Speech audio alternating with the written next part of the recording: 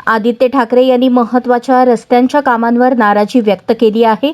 त्यांच्या म्हणण्यानुसार काही रस्त्यांच्या बांधकामाचे काम अजूनही पूर्ण झालेले नाही, ज्यामुळे नागरिकांना अनेक अडचणींना सामोरे जावे लागत आहे।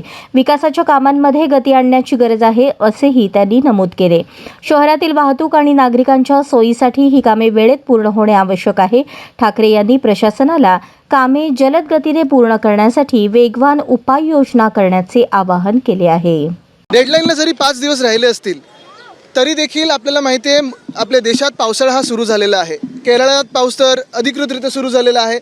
आपल्याकडे गेले पूर्ण आठवडाभर आपण पाहतो, आता देखील बोलत असताना रिमझिम पाऊस आहे।